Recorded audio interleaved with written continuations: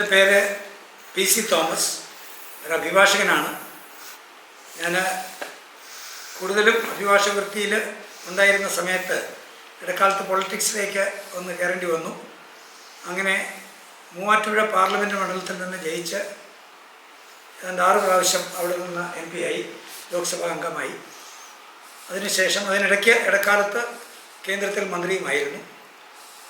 ഇപ്പോൾ ഞാൻ കേരള കോൺഗ്രസിൻ്റെ ശ്രീ PJ ജോസഫ് സാർ നേതൃത്വം നൽകുന്ന കേരള കോൺഗ്രസിൻ്റെ വർക്കിംഗ് ചെയർമാനാണ്. ജോസഫ് സാറ് ചെയർമാനും ഞാൻ വർക്കിംഗ് ചെയർമാനുമാണ്. അപ്പോൾ ആ നിലയിൽ ഞങ്ങൾ പ്രവർത്തിച്ചുകൊണ്ടിരിക്കുകയാണ്. അപ്പോൾ ആ പ്രവർത്തനങ്ങൾ ഞങ്ങൾ മുന്നോട്ട് കൊണ്ടുപോകുമ്പോൾ തന്നെ അഭിഭാഷക വൃത്തി ഞാൻ മുന്നോട്ട് കൊണ്ടുപോകുന്നുണ്ട്. ഞാൻ സ്ഥിരമായിട്ട് ഹൈക്കോടതിയിലും കേരള ഹൈക്കോടതിയിലും ഇടയ്ക്ക് ചില കേസുകൾക്ക് സുപ്രീം കോടതിയിലും ഡൽഹിയിൽ പോകാറുണ്ട്. Thank you sir. എൻ്റെ വിദ്യാഭ്യാസ കാലഘട്ടത്തെ പറ്റി ഒന്ന്. ഞാൻ പഠിച്ചത് ആദ്യകാലത്ത് ഒരു ക്ലാസ് കോട്ടയത്ത്, അന്ന് ഫാദർ PT ചാക്കോ കോട്ടയത്ത് പ്രാക്ടീസ് ചെയ്യുന്നുണ്ടായിരുന്നു. അതോടൊപ്പം തന്നെ DCC പ്രസിഡൻ്റ് എന്ന നിലയ്ക്കുമൊക്കെ ആക്റ്റീവായിട്ട് കോൺഗ്രസ് പാർട്ടിയിലുണ്ടായിരുന്നു. അപ്പോൾ അന്ന് ഞങ്ങൾ അവിടെയാണ് താമസിച്ചുകൊണ്ടിരുന്നത്.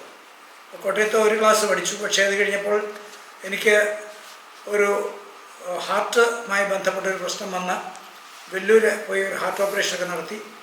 അത് കഴിഞ്ഞ് ഇടക്കാലത്ത് ഞങ്ങൾ അവിടെ നിന്ന് താമസം കാഞ്ഞിരപ്പള്ളിക്കടുത്ത് വാഴൂർ എന്ന് പറഞ്ഞ് ഞങ്ങളുടെ സ്വദേശത്തേക്ക് മാറ്റി.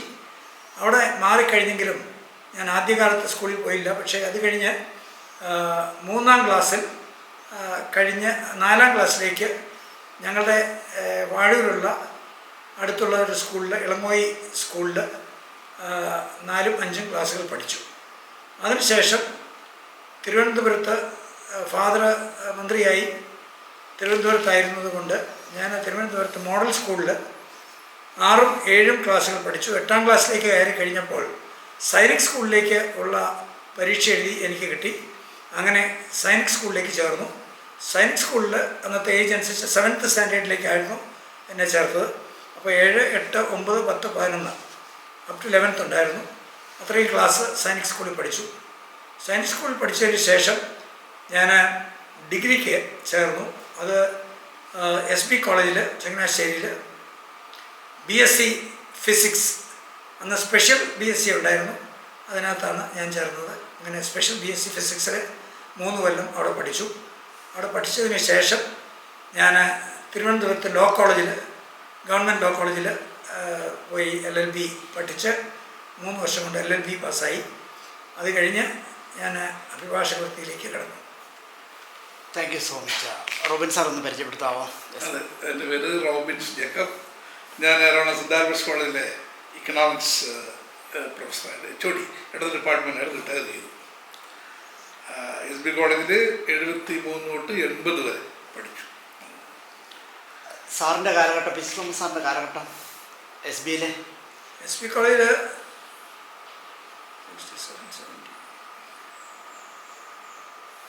67-70 ആണെന്ന് എൻ്റെ ഓർമ്മ. ഫിസിക്സ് ആയിരുന്നല്ലേ? 70-73 ഫിസിക്സ് ആയിരുന്നല്ലേ? സാറ് ഫിസിക്സ് ആയിരുന്നു? ഞാൻ ഫിസിക്സ് ആയിരുന്നു. പ്രീ ഡിഗ്രിക്ക് എവിടെ പഠിച്ചെന്ന് പറഞ്ഞു സാർ? ഏതാ പ്രീ ഡിഗ്രിക്ക് എവിടെ പഠിച്ചത്? പ്രീ ഡിഗ്രി ആണെന്നില്ല, 11th കഴിഞ്ഞു. ഇന്ത്യൻ സ്കൂൾ സർട്ടിഫിക്കറ്റ് ആയിരുന്നു. ഇന്ത്യൻ സ്കൂൾ സർട്ടിഫിക്കറ്റ് കഴിഞ്ഞാൽ നേരെ ഡിഗ്രിക്ക് കയറും. അത് കാരണം പ്രീ ഡിഗ്രിക്ക് പോകേണ്ടി വന്നില്ല. സാറിന് ചോദ്യങ്ങൾ ചോദിക്കാം. അതിനു മുമ്പ് നമുക്ക് അമ്മാമ്മയെ ഒന്ന് പരിചയപ്പെട്ടാലോ? എൻ്റെ പേര് മേരിക്കുട്ടി. എൻ്റെ വീട് കണ്ണാടി എന്ന് പറയും, ആലപ്പി ഡിസ്ട്രിക്റ്റാണ്. ഇടയാടി ഔസേപ്പച്ചൻ്റെ മകൾ. ഞങ്ങൾ 12 മക്കളുണ്ട്. അതിൽ 4ാമത്തെ ആളാണ് ഞാൻ. പ്രൈമറി എഡ്യൂക്കേഷനൊക്കെ അവിടെ തന്നെയായിരുന്നു, കണ്ണാടിയിലായിരുന്നു. ഹൈസ്കൂൾ ചങ്ങനാശ്ശേരി സെൻറ്റ് ബെർട്ട്മാൻസിൻ്റെ തന്നെ സ്കൂളുണ്ടായിരുന്നു, അവിടെയായിരുന്നു. അത് കഴിഞ്ഞിട്ട് pre degree all saints college Trivandrum അവിടെ ചെയ്തു. Graduation saint Teresa's Ernakulam. അത് കഴിഞ്ഞിട്ട് പിന്നെ SB കോളേജിൽ MSc സുവോളജി ചെയ്തു. 2 വർഷം. SBയെ പറ്റി കൂടുതൽ ചോദ്യങ്ങൾ റോബിൻ സാർ തന്നെ ഒന്ന് ചോദിച്ചത്. ചോദ്യങ്ങളിലുപരി സാറേ, നമ്മൾ ശരിക്കും പറഞ്ഞാൽ ഇന്ന് ഈ കേരളത്തിലെ രാഷ്ട്രീയ സാമൂഹിക സാംസ്കാരിക മേഖലയിലെ ഇത്രയേറെ പ്രഗത്ഭമതികളെ സൃഷ്ടിച്ച ഒരു സ്ഥാപനമുണ്ടോ എന്ന് സംശയം എല്ലാവർക്കും പറയാനുണ്ടോ? ഒരുപാട്. പ്രത്യേകിച്ച് എല്ലാ ഒരിക്കലും ഹിന്ദി സാറാർക്ക് ഓർമ്മയുണ്ട്, ഒരു മന്ത്രിസഭയിൽ 4 മന്ത്രിമാർ കേരളത്തിലെ എസ് ബി കോളേജിലാണ്. മഞ്ഞൾ sir, K C Joseph, P Joseph sir, പിന്നെ അടൂർ പ്രകാശ്, 4 പേരും ഇതൊക്കെ അവിടെ വിട്ടു. സാറിന് ഇത്രയ്ക്ക് പലപ്പോഴും നമ്മുടെ ഇതൊരു വികാരം എന്ന് പറയാം, എസ് ബി ഒരു വികാരം എന്ന് പറയാം. സാർ അതിനോട് ഇത് എങ്ങനെയാണ് ഇവരുടെ ഈ വളർച്ചയിൽ എസ് ബി കോളേജ് സഹായിച്ചത്? സാറിൻ്റെ രാഷ്ട്രീയ മേഖലയിലും വീക്ഷണത്തിലൊക്കെ അവിടുത്തെ ഒരു സാറിനുണ്ടായ ഇൻഫ്ലുവൻസ്. ഞാൻ എസ് ബി കോളേജിൽ 3 കൊല്ലം പഠിച്ചു. അവിടെ എസ് ബി കോളേജിൻ്റെ ഒരു ഹോസ്റ്റലിൽ സെൻറ്റ് ജോസഫ്സ് ഹോസ്റ്റലിലായിരുന്നു താമസിച്ചിരുന്നത്. അന്ന് പൗത്തിൽ ബിഷപ്പായിരുന്നു ഞങ്ങളുടെ അന്നത്തെ വാർഡൻ. അത് കഴിഞ്ഞ് 2 വർഷം കഴിഞ്ഞ് അദ്ദേഹം ബിഷപ്പായി പോയി. അത് കഴിഞ്ഞപ്പോൾ വേറെ ആയി വാർഡൻ. ഞങ്ങൾ അവിടെ പഠിച്ചിരുന്ന കാലത്തും അതിന് മുമ്പുമൊക്കെ എനിക്കറിയാവുന്ന എൻ്റെ മൂത്ത പെങ്ങൾ അവിടെ MSc പഠിച്ചിട്ടുണ്ട്. അപ്പം അങ്ങനെ പല രീതിയിൽ എനിക്കറിയാവുന്നത് ആ കോളേജിൻ്റെ നല്ല ഒരു ശൈലിയുള്ള നല്ല രീതിയിൽ അവിടെ പഠിക്കുന്ന കുട്ടികൾക്ക് ഉയർന്നു വരാനായിട്ട് പറ്റുന്ന രീതിയിലുള്ള എഡ്യൂക്കേഷണൽ സ്ട്രെങ്ത് കൊടുക്കുന്ന ഒരു നല്ല ഇൻസ്റ്റിറ്റ്യൂഷൻ തന്നെയാണ് എസ് ബി കോളേജ്. ആ കോളേജിൽ പഠിക്കാൻ പറ്റിയത് ഒരു വലിയ ഭാഗ്യമാണ്.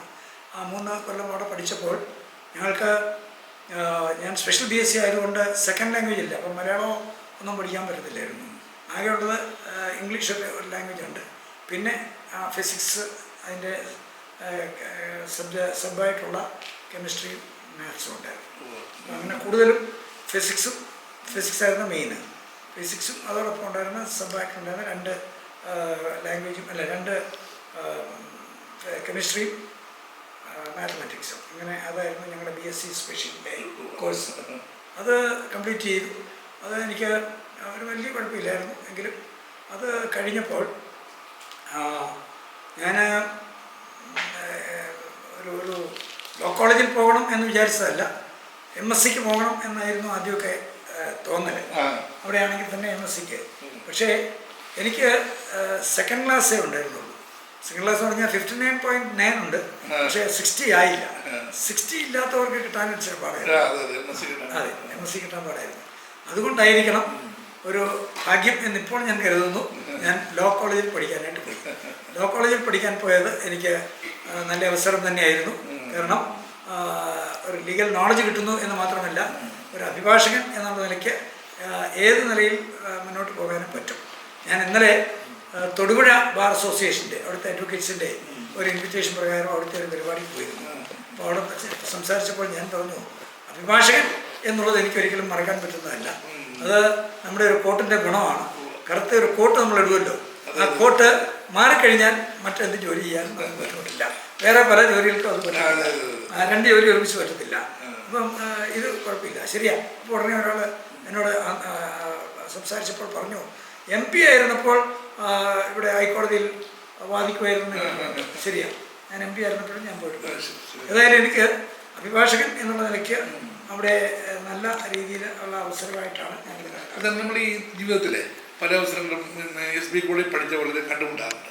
അപ്പം ഇവരെല്ലാവരും പങ്കുവെക്കുന്ന ഒരു കാര്യം, SB ഒരു വികാരമാണ് പറയാറുള്ളത്.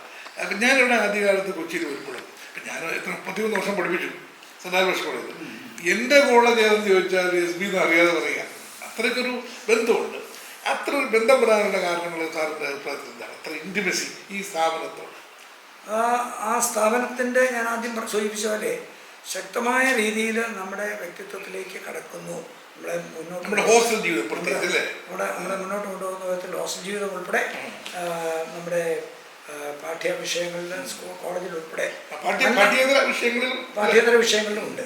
അപ്പം നല്ല രീതിയിലുള്ള അവിടെ ഒരു കല്ലറയ്ക്കൽ ഹോൾ എന്ന് പറഞ്ഞ അവിടെ ചില ജനറൽ നോളജുമായി ബന്ധപ്പെട്ട് ചില ചർച്ചകളൊക്കെ വരുമ്പോൾ ഇടയ്ക്ക് പോകാനിട വന്നിട്ടുണ്ട്. അപ്പോൾ അവിടെയൊക്കെ കുറേ കൂടി എല്ലാ വിഭാഗത്തിൽപ്പെട്ടവർക്കും ഒരുമിച്ച് വരാനും അങ്ങനെ വരുമ്പോൾ പൊതു കാര്യങ്ങളെക്കുറിച്ച് ചർച്ച ചെയ്യാനുള്ള അവസരം കൊടുക്കുന്നൊരു കോളേജായിരുന്നു. അതൊരു പ്രത്യേകത എല്ലായിടത്തും ഇല്ല.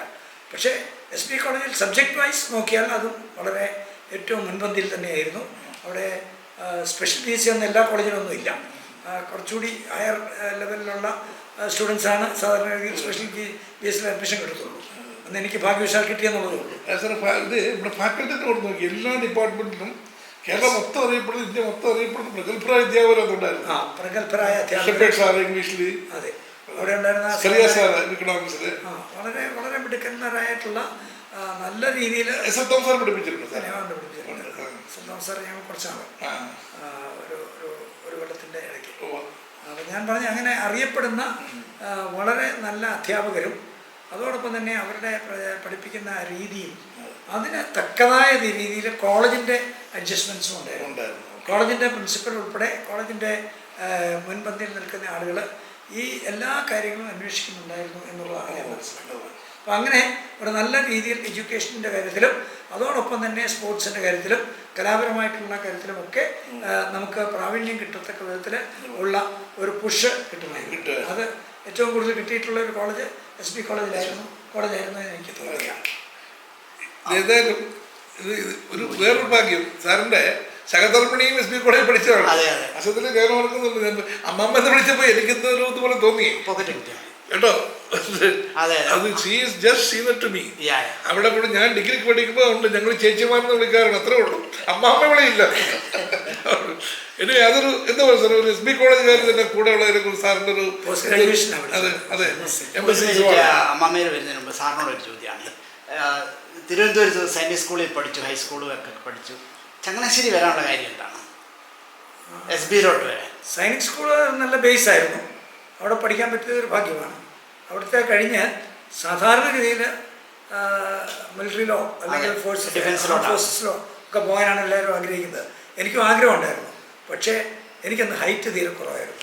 അപ്പോൾ ആ ഹൈറ്റ് വെച്ചുകൊണ്ട് എനിക്ക് ആദ്യത്തെ സെലക്ഷൻ കിട്ടാതെ പോയി. അതുകൊണ്ട് NDAയിലേക്ക് പോകാൻ പറ്റിയായിരുന്നു, നാഷണൽ ഡിഫൻസ് അക്കാദമി. NDA പോകാൻ പറ്റാത്തതുകൊണ്ട് ആണ് അടുത്ത കാര്യം ആലോചിച്ചത്. അങ്ങനെ ആലോചിച്ചപ്പോൾ ഏറ്റവും നല്ല ഒരവസരമായിട്ട് തോന്നിയത് SB കോളേജാണ്. SB college Changanassery. കാര്യം ഞങ്ങൾ അന്ന് താമസിച്ചുകൊണ്ടിരുന്നത് വാഴൂരായിരുന്നു. വലിയ ദൂരമില്ല എങ്കിലും ഒരു ഹോസ്റ്റൽ താമസിക്കാനേ പറ്റുള്ളൂ. എന്നും പോയി വരാവുന്ന ദൂരമല്ല. പക്ഷേ ഹോസ്റ്റൽ താമസിച്ചുകൊണ്ടുള്ള പഠിത്തം വളരെ നല്ലതായിരുന്നു. ഹോസ്റ്റലും വളരെ നല്ല രീതിയിലായിരുന്നു.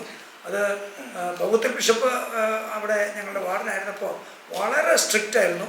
ഇടയ്ക്ക് ഞാൻ ഓർക്കുന്നു, ഇടയ്ക്ക് ഞാനൊരു മ്യൂസിക് ഓപ്പറേറ്ററുമോ എൻ്റെ ഈ റേഡിയോ ഒക്കെ വെച്ച് കൊടുക്കുന്നു. അതെ,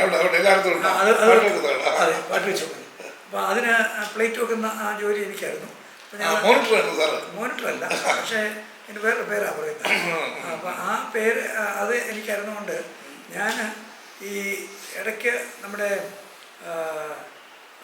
വൈകിട്ട് 8 മണിയോടുകൂടി ഞങ്ങൾക്ക് ഡിന്നറിന് ടൈം ആകുമ്പോൾ എല്ലാവരും ഉണ്ണാൻ പോകും.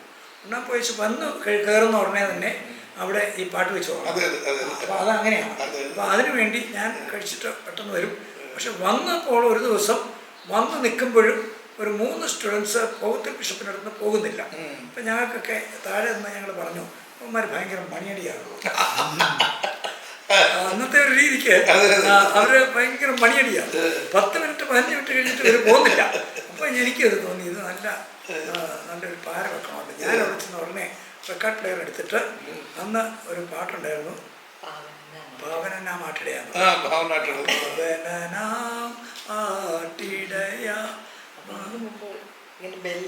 അതിന് മുമ്പ് തുടക്കം എങ്ങനെയാ, കിണിങ് കിണിങ് കിണിങ് കിണിങ് നേരത്തേക്ക് താഴെ എല്ലാവരും മണിയടിച്ചോണ്ടിരിക്കുകയെന്നുള്ള ബൗദ്ധ ബിഷപ്പിന് ശരിക്കും മനസ്സിലായി. ബൗദ്ധ ബിഷപ്പ് ശരി എന്നൊക്കെ പറഞ്ഞ് അവരെ വിട്ടേച്ച് പതിയെ അതിലും വലിയൊരു പാര എനിക്ക് വെച്ചു.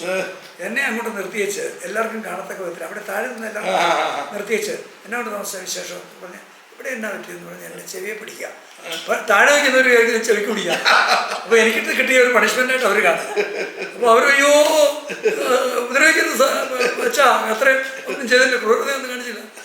എന്നാ തോമച്ചൻ എല്ലാം മെഡിക്കനാണല്ലോ എന്നൊക്കെ പറഞ്ഞ് നോക്കുക, എന്നിട്ട് ഇങ്ങനെ പിടിച്ചുകൊണ്ടിരിക്കുക. പക്ഷേ അത് ബൗദ്ധ ബിഷപ്പിൻ്റെ ഒരു കപ്പാസിറ്റിയാണ്, ഒരു പ്രത്യേകതയാണ്. ആ ഒരു കഴിവ് വാസ്തവത്തിൽ അത് അദ്ദേഹത്തിന് നല്ലതുപോലെ ഉണ്ടായിരുന്നു എന്ന് മാത്രമല്ല ആ ഒരു രീതി ഇംബൈബ് ചെയ്യാനും പറ്റിയിട്ടുണ്ട്. ഞങ്ങൾക്കൊക്കെ അത് കിട്ടിയെന്ന് ഞാൻ പറയുന്നില്ല, പക്ഷെ പല രീതിയിൽ അനുകരിക്കാനായിട്ട് തോന്നിയിട്ടുണ്ട്. ചിലപ്പം വിജയിച്ചിട്ടുണ്ടാവും. അത് ഹോസ്റ്റൽ ജീവിതത്തിൽ കിട്ടിയ ഒരു വലിയ സാർ പറഞ്ഞുകൊണ്ട് നിങ്ങൾക്കും ഞാൻ പിടിക്കുന്ന മുതൽ MA വരെ ഹോസ്റ്റലായിരുന്നു.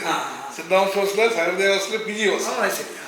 എന്തൊക്കെ പറഞ്ഞാൽ അവിടുത്തെ ഞങ്ങൾക്ക് ചങ്ങനാശ്ശേരി ഒരു സഹൃദയ സഹവാസി സംഗമം എന്ന് പറഞ്ഞ് ഞങ്ങൾക്കൊരു ഓർഗനൈസേഷനൊക്കെ ഉണ്ട്. ഞങ്ങളുടെ 50 വർഷമായതിൻ്റെ ഒരു മീറ്റൊക്കെ വിളിച്ചിട്ടുണ്ടായിരുന്നു.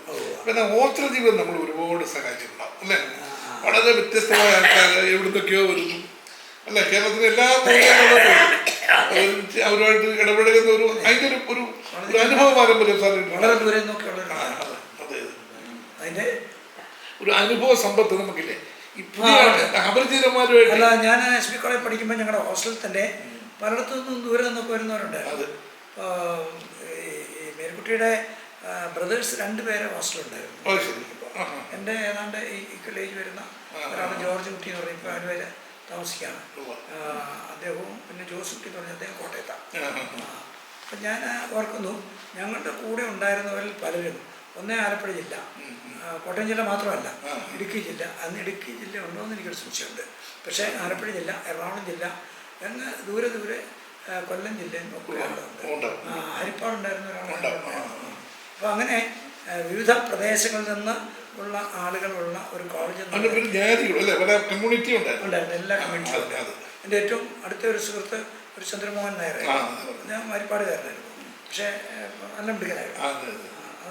അവിടെയായിരുന്നു പഠിച്ചത്.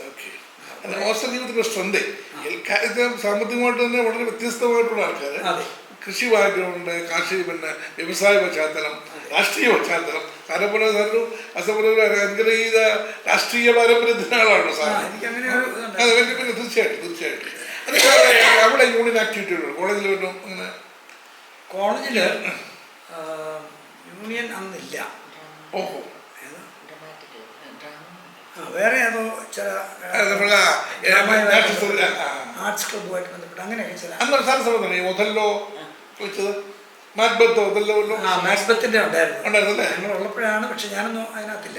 പക്ഷെ വേറെ ഏതോ ഒരു നാടകത്തിൽ ഞാനും ഉണ്ടായിരുന്നു. ഈ ശകുന്തളം ശകുന്തളം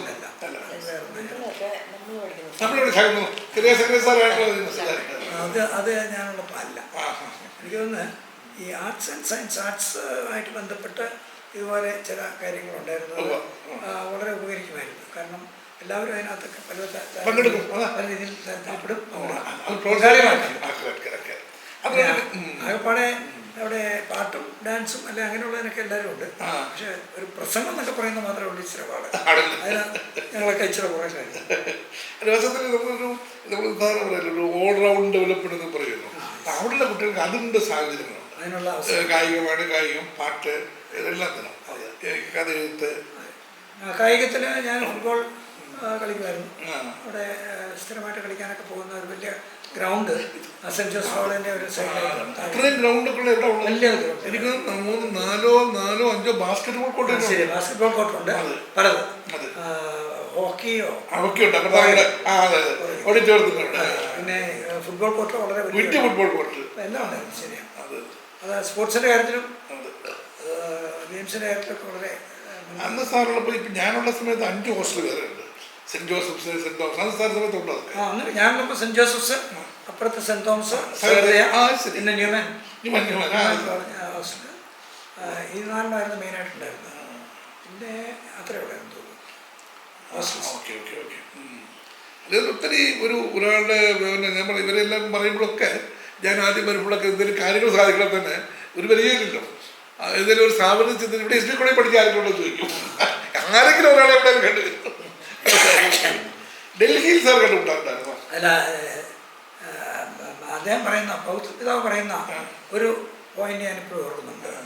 ഏതോ ഒരു കാര്യത്തിനെ പറ്റി പുള്ളി പറയുമ്പോൾ ജെന്റിൽമാനെ പറ്റി പറഞ്ഞതാണ്. A gentleman is one who does not inflict pain on others.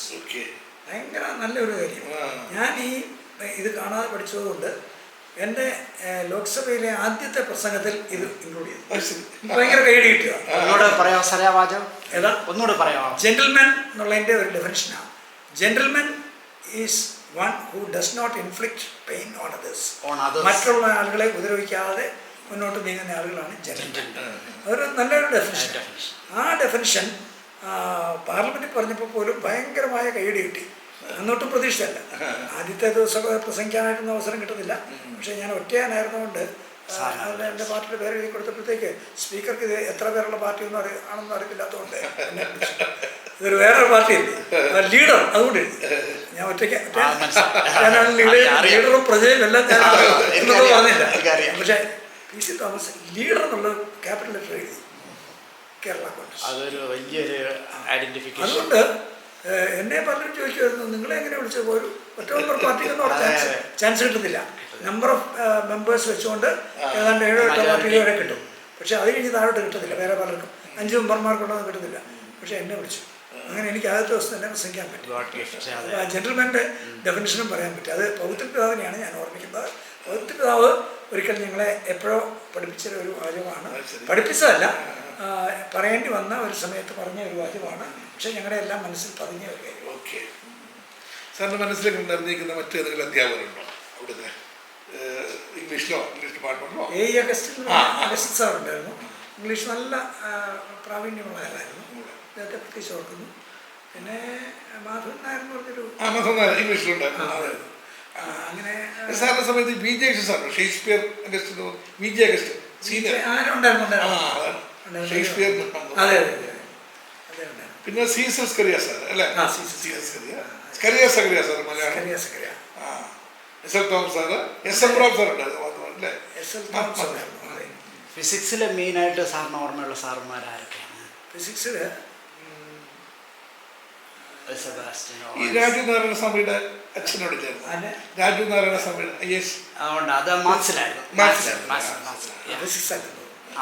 Mathematics ഒരു അയ്യർ സാറാണ് തോന്നുന്നു. ആ ഫിസിക്സിലെ OS സെബാസ്റ്റ്യൻ സാറിൻ്റെ ഫാദർ ഉണ്ടായിരുന്നു.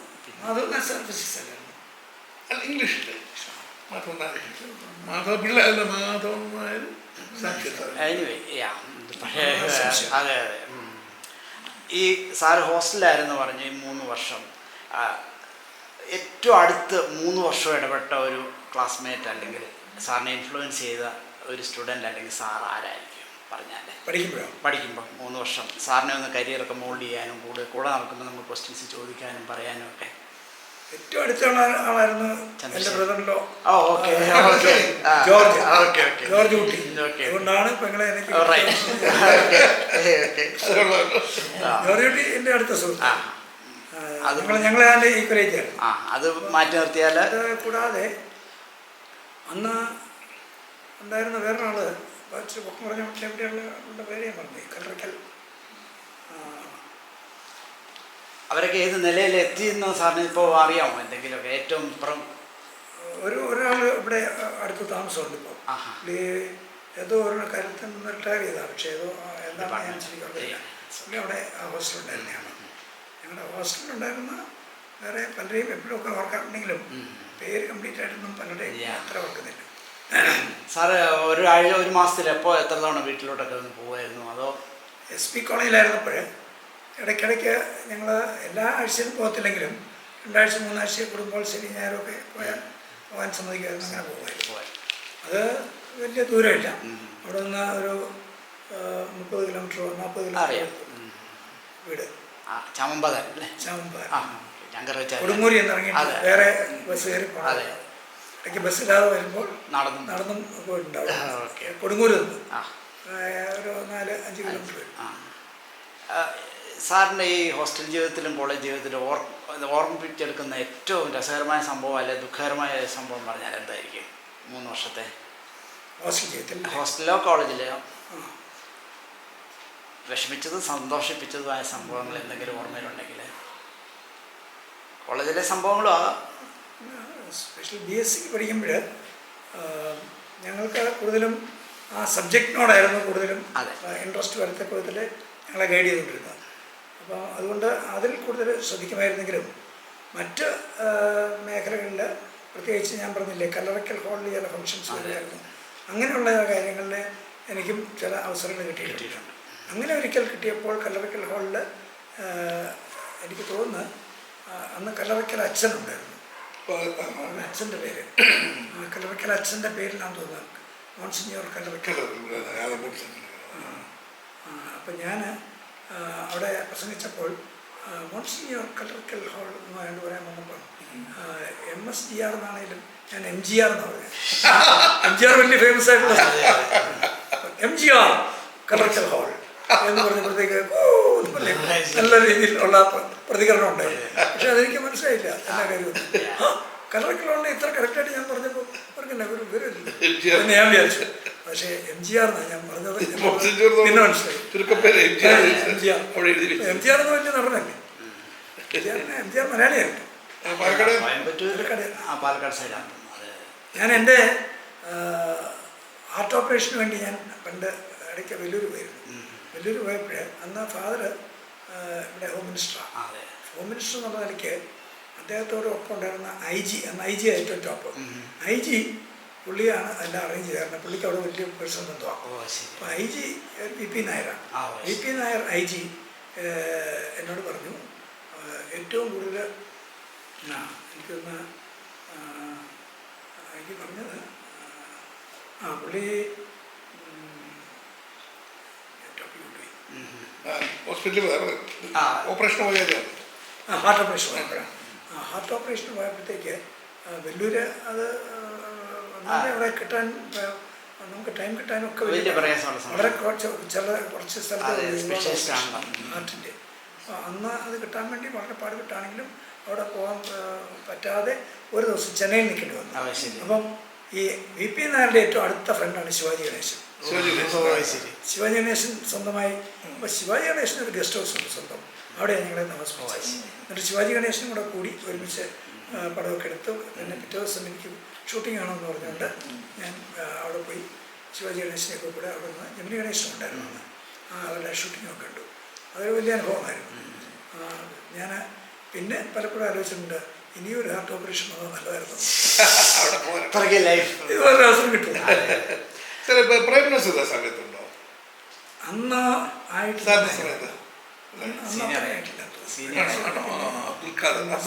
സത്യൻ പതിയെ ഉണ്ടായിരുന്നു. സത്യൻ വന്നു തുടങ്ങി. സത്യൻ കഴിഞ്ഞാൽ നസീറും വന്നു തുടങ്ങിയായിരിക്കും. പഠിക്കുമ്പോൾ പക്ഷെ അന്നേരമില്ല. ഞങ്ങളൊക്കെ പഠിക്കുമ്പോൾ ഉള്ള വലിയ സിനിമ സ്റ്റാർസ് മലയാളികൾ. പിന്നെ ഞാൻ ലോ കോളേജൊക്കെ പഠിക്കുമ്പോൾ സത്യൻ, അത് കഴിഞ്ഞ് നസീർ, പിന്നെ മധു, അങ്ങനെയൊക്കെയായിരുന്നു. അതെ. അദ്ദേഹം എൻ്റെ ജസ്റ്റ് സീനിയറായിട്ടുണ്ട്. അദ്ദേഹം അവിടെ കഴിഞ്ഞിട്ടും പിന്നെ ഇവിടെ വെച്ചും ഞങ്ങൾക്ക് കൂടുതൽ ബന്ധം വന്നിട്ടുണ്ട്. അത് കഴിഞ്ഞ് പുള്ളി ജഡ്ജായിരിക്കുമ്പോൾ ഞാൻ അവിടെ കേസ് വാദിച്ചിട്ടുണ്ട്. സുപ്രീം കോടതിയിൽ പുള്ളി അവിടെ ഇതായിരുന്നപ്പോഴും പുള്ളിയൊരു നല്ല മിടുക്കനായിരുന്നു.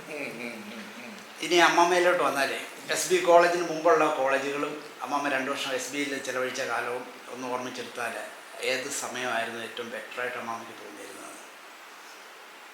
അതൊരു സ്റ്റോറിയായിട്ട് പറഞ്ഞാൽ മതി. നാട്ടുമ്പുറത്തുനിന്ന് ഇങ്ങോട്ട് വന്ന് ഓൾ സയൻസിലോ കോളേജിൽ ആദ്യം പഠിച്ച 2 വർഷം. All science Trivandrum. അവിടെ നേരം ആദ്യമായിട്ടാണ് ഞാൻ ഇവിടുന്ന് അങ്ങോട്ട് മാറി. ചങ്ങനാശ്ശേരി സൈഡിൽ നിന്നൊക്കെ അങ്ങോട്ട് മാറി അവിടെ. അങ്ങനെ അത് കുഴപ്പമില്ല. അങ്ങനെ പോയി ഫ്രണ്ട്സൊക്കെ ഉണ്ടായിരുന്നു. പിന്നെ അത് കഴിഞ്ഞ് സെൻറ്റ് റിസാസിലോട്ട് ഗ്രാജുവേഷൻ ഇവിടെയാണ് വന്നത്, എറണാകുളത്ത്. ആ ടൈമായിരുന്നു എനിക്ക് ഏറ്റവും ഇഷ്ടപ്പെട്ടത്. എറണാകുളത്ത് അവിടെ എനിക്ക് ഭയങ്കര ഇഷ്ടമായിരുന്നു. അവിടുത്തെ നല്ലതായിട്ട് പഠിത്തവും എല്ലാം ഉണ്ടായിരുന്നു അവിടെ. അന്ന് സെന്റ് തെരേസസ് മാരാസിലുമായിട്ടൊക്കെ കോമ്പറ്റീഷനോ ആ ലെവലിലൊക്കെ ഉണ്ടോ? അങ്ങനെ ഇന്റർ കോളേജ് അങ്ങനത്തെ ഒന്നും പോവാ പ്രശ്നങ്ങളൊന്നുമില്ല. ഞങ്ങൾ സയൻസ് കൂടെ ആയതുകൊണ്ട് കൂടുതൽ സമയവും ലാബിലും കോളേജും ഒക്കെ ആയിട്ട് ഹോസ്റ്റലുമായിട്ട് തൊട്ട് ഒരേ കോമ്പൗണ്ടായിരുന്നു ഹോസ്റ്റലും കോളേജും. എന്നാലും കോളേജിലെ ഒരു ചിരിക്കുന്ന സംഭവങ്ങളോ അല്ലെങ്കിൽ എന്തെങ്കിലും ഓർമ്മയുണ്ടോ? അല്ലെങ്കിൽ പ്രയാസപ്പെട്ട സമയം? ഇതിനു മുമ്പ് ഒരാളെ ഇൻ്റർവ്യൂ ചെയ്തപ്പം ബോട്ടയിൽ നിന്ന് തെന്നി വീണ കാര്യം, ഈ അന്ന് കടത്താണല്ലോ കിടങ്ങറയൊക്കെ, ആ ചാടിയ പോകില്ല വെള്ളത്തിൽ വീണ കാര്യവും പുസ്തകം നനഞ്ഞു ബ്ലൗസും ഷർട്ടും ഒക്കെ നനഞ്ഞു പോയ കാര്യവും ഒക്കെ പറയുന്നുണ്ടായിരുന്നു. അങ്ങനെ എന്തെങ്കിലും അനുഭവങ്ങളൊന്നുമില്ല. എനിക്കെപ്പോഴും എനിക്ക് പ്രൊട്ടക്ഷൻ നല്ലപോലെ. ഞാൻ ബ്രദേഴ്സ് ഇഷ്ടം 8 പേരുണ്ടായിരുന്നു. അപ്പോൾ എൻ്റെ കൂടെ എപ്പോഴും ഉണ്ട്. അല്ല, അസംഷനിൽ SB പഠിക്കുമ്പോൾ അസംഷൻ ഹോസ്റ്റലായിരുന്നു. അപ്പോൾ അവിടുന്ന് വീട് വരെ പോകാൻ അധികം വലിയ ദൂരമൊന്നുമില്ല. എന്നാലും ആരെങ്കിലും വരും, കൊണ്ടുപോകും, ബാഗൊക്കെ ആരെങ്കിലും എടുക്കും, പിടിക്കും. എന്നെ കൊണ്ടൊന്നും പിടിപ്പിക്കത്തില്ല. അങ്ങനെയൊക്കെയായിരുന്നു. പഠിക്കുന്ന സമയത്തുള്ളതല്ലേ ഈ ആൺകുട്ടികൾ മാത്രമല്ലേ ഉള്ളൂ, പിന്നെ ഉള്ളത് ഇവരേ ഉള്ളൂ. അത് സ്ട്രൈക്കിൽ നോക്കി നിൽക്കും നമുക്ക്. ചേച്ചിമാർ ചേച്ചിമാരുടെ വലിയൊരു ഒരു ആദരവും സ്നേഹവും ഒക്കെ അവരുണ്ട് ചേച്ചിമാരുണ്ട്. സിസ്റ്റർ MSc സോളജി ആയിരുന്നു. അതെ. അത് കഴിഞ്ഞുള്ള ലൈഫ് ജോലിയൊക്കെ അത് പ്രൊഡക്റ്റ് ബേസ്ഡ് ആണോ? അത് കഴിഞ്ഞ ഉടനെ തന്നെ കല്യാണം പിറ്റേ വർഷം ആയി. പിന്നെ കുഞ്ഞുങ്ങളായി അവരെ നോട്ടം. ജോലിക്കൊന്നും പോയില്ല. വേറില്ല. ഓ അത് ശരി. വലിയ നല്ലൊരു ഫാമിലിയിലാണ്. സാർ എങ്ങനെയാ ഈ ഒരു പ്രപ്പോസൽ വന്നത്? പഠനം കഴിഞ്ഞ ഉടനെ വന്നോ അതോ ജോലി ആയ പിന്നാണോ? അങ്ങനെ ഒരു അബദ്ധം എങ്ങനെയാ പറ്റിയത്? അല്ല അളിയെ കൂടെ നേരത്തെ കൂടെ ഉണ്ടായിരുന്നല്ലോ പറഞ്ഞത്. അതുതന്നെ ഞാൻ ഓർക്കുന്നു. അത് തന്നെ എനിക്ക് പറയാനുള്ളത്. ഇപ്പം ശരിക്കും അവിടുത്തെ ഞങ്ങളുടെ കൂടെ ഉണ്ടായിരുന്ന പുള്ളിയുടെ ബ്രദേഴ്സ് രണ്ടുപേരുണ്ടെന്ന് ഞാൻ പറഞ്ഞില്ലേ. അതിൽ മൊത്തം ആൾ എൻ്റെ അടുത്ത സുഹൃത്തായിരുന്നു. പുള്ളിക്ക് ഞങ്ങൾ അങ്ങനെ ഒരു ബന്ധം താല്പര്യം വന്നു കാണാം. അങ്ങനെ ആലോചന വന്നത്. ഏതായാലും കുട്ടനാടെന്ന് പറഞ്ഞ വലിയ ദൂരമല്ല, പറഞ്ഞ പോലെ അവിടെ നിന്ന് ഏതാനും കിലോമീറ്റർ ഉള്ളൂ. അതെ. അവർ പക്ഷേ അവരും കുട്ടനാടെന്ന് വേണേൽ പോയച്ച് വരാമെങ്കിൽ പോലും അന്നൊക്കെ ഈ പറഞ്ഞ പോലെ കടത്ത് കടന്ന് ഒരിക്കലും അങ്ങനെ ആ ഒരു പ്രയാസോർത്താണല്ലോ. അത് ഒത്തിരി സമയം പോകും, ഒരുപാട് സമയം പോകും. ഒരു 6 മണിക്കൊക്കെ ആലപ്പുഴയിൽ നിന്ന് തിരിക്കുന്ന സ്റ്റുഡൻസ് ആണ്. അതുകൊണ്ട് അവിടെയൊക്കെ ഉള്ളവർ കൂടുതൽ ഹോസ്റ്റലായിരിക്കും. അതെ, ഒരു ഹോസ്റ്റലായിരുന്നു. അങ്ങനെയാണെന്ന് എൻ്റെ ഓർമ്മ. അത് ശരി. അന്നത്തെ ഏതെങ്കിലും ഫ്രണ്ട്സിനെ ഓർമ്മയുണ്ടോ? ബോയ്സോ ഗേൾസോ ആരെങ്കിലും പേര് പറയാൻ പറ്റുന്ന ആരെങ്കിലും ഒക്കെ ഉണ്ടോ ഇപ്പോൾ? അവരൊക്കെ ഏത് നിലയിൽ എത്തി? MSc ക്ക് പഠിച്ചത്. MSc ക്ക് പഠിച്ചതിന് പക്ഷെ ശേഷം ഞങ്ങൾ വല്ലപ്പോഴും ഗെറ്റ് ടുഗദർ ഓക്കെ ഉണ്ട്. ഉണ്ടോ ഉണ്ടോ? അന്ന് 5 ബോയ്സേ ഉള്ളൂ, ബാക്കി 15 പേരും ഗേൾസ്. ഗേൾസ് ആയിരുന്നു. അത് ശരി. അവരൊക്കെ ഏത് നിലയിൽ ഹയസ്റ്റ് ലെവലിലെത്തിയ ആൾക്കാരെ ഓർമ്മയുണ്ടോ? അങ്ങനെ പറയാൻ ഓർമ്മയില്ല. ബാങ്കിലൊക്കെ ജോലി ചെയ്ത ഈ അസംഷൻ ഹോസ്റ്റൽ പറയുമ്പോൾ ഞാനൊരു കാര്യം ഓർമ്മയുണ്ട്. ഒരു ഹോസ്റ്റലിൻ്റെ പേര് എന്തോ ഒരു അവസരത്തിൽ അവിടെ പോയപ്പോൾ അവിടെ ഒരു ബോർഡ് എഴുതി വെച്ചിട്ടുണ്ട്, there is an unknown listener of every conversation ഇയറിലെ ഉണ്ട്. അപ്പം ഞാൻ ചോദിച്ചപ്പോൾ വാർഡൻ അവിടെ ഇരിപ്പുണ്ടായിരുന്നു.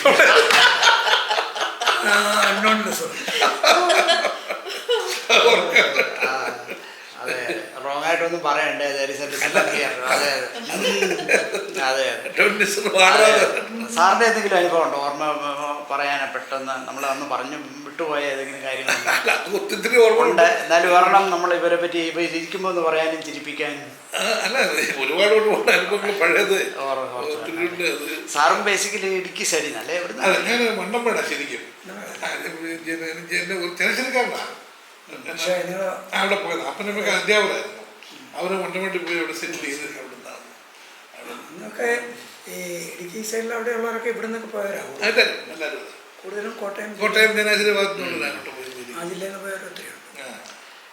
SB കോളേജ് അല്ലാതെ സാറ് അല്ലെങ്കിൽ